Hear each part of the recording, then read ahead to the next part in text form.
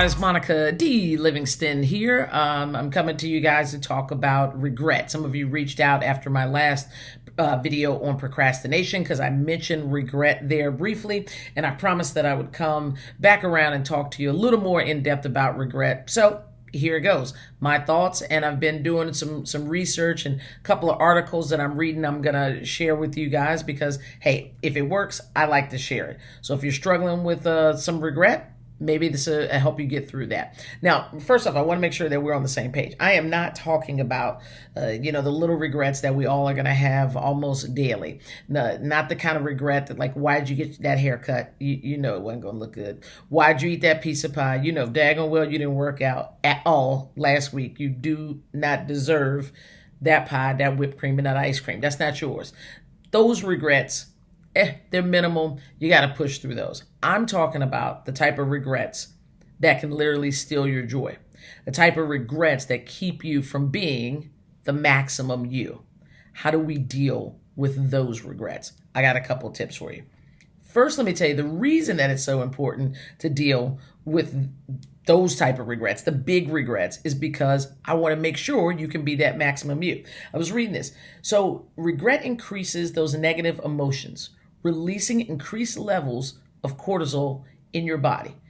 Cortisol is the hormone, the body's primary hormone that dictates stress levels. So if you have higher levels of cortisol in your system, higher levels of stress, then your immune system is weakened, making you more vulnerable to things like digestive tract issues, sleep disorders, the common cold, or who knows, in this day and age, coronavirus could even get you. So we have to make sure that we decrease our stress level, not just so we can be the maximum you, not so we can be the best version of ourselves, but also to protect ourselves physically.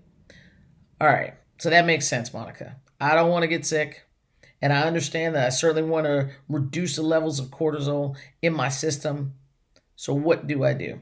Well, first off, remember that this loss, this regret, this thing that you keep saying, oh, I don't know what I would do. I wish I coulda, shoulda, however that saying goes. You got to start with realizing that maybe this is an opportunity for something different. That if you would have had that opportunity, you wouldn't have the next one. So you gotta make a switch in your brain there to look at it not as a loss, but look at it as an opportunity. Remember that mistakes are temporary. Okay? We don't live just all day long in mistake land and dwell on it. Okay? Mistakes are temporary. Second thing you can do is look at the hidden benefits. Again, maybe that opportunity, it looked really good, but maybe it wasn't for you. Maybe there's an opportunity around the corner that's much better suited for you. And the third thing I want you guys to do, and this one, really listen to me here. I want you to write down this dream outcome that you thought was going to happen. This thing the reason that you've been regretting the not taking that job is because by now you would have this car, you'd have this house, all your bills would be paid, or by now you would be married if you went ahead and did that relationship. Whatever this dream outcome is, I want you to write that story. Write that bad boy down.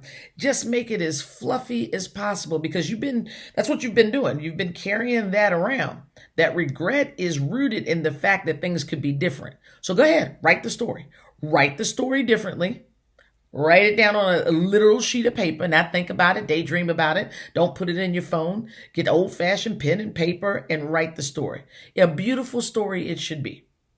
Then after you're done writing it, I want you to read it. I want you to read it out loud to yourself. You don't have to read it to anybody else. Read it out loud. And then directly after that, I want you to burn it. Yeah. Set that baby on fire. Burn it. And let it go. When you burn it, let it go. Because the reality is it's already burnt. You can't get it back. But at least go ahead and experience it and let it go. Then the next thing I want you to do is, don't dwell on it, but I want you to write down things that you're thankful for. What is going well in your life? What opportunities do you have now that you can seize that you didn't before? because you were muddling over whatever this thing is that you can't let go of. Write down the things that you're thankful for. Keep that sheet of paper close. Hang it up on your mirror. Look at that daily. This is how we have to try to deal with regret, people. You got to forgive yourself, learn, and move on. My thoughts on regret: if you've got something that you need to let go of it today.